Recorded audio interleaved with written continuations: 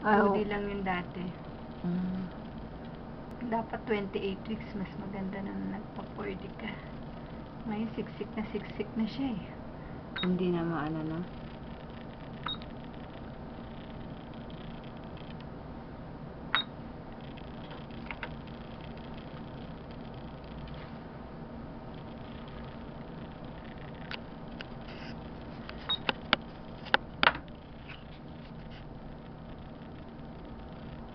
Yung dalawang kamay nakatakip sa mukha eh.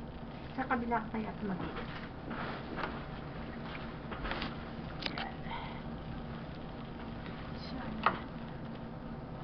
Yan, gumalaw din siya.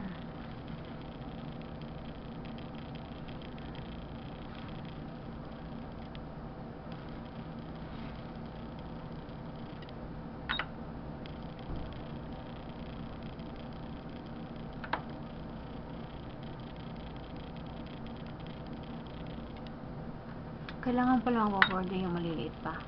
Hindi. Ano na, 28, 32 weeks, yan.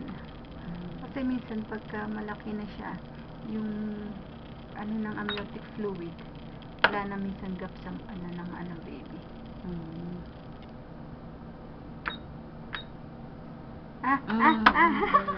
Yung mga, Ayan, tignan mo, ayan. ang mga yung baby mo. Makikita ko rin. Tignan mo. Galing naman.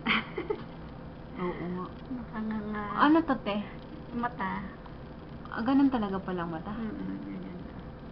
Ay, man ako dyan, tabatsoy. Uy, tabatsoy masyado.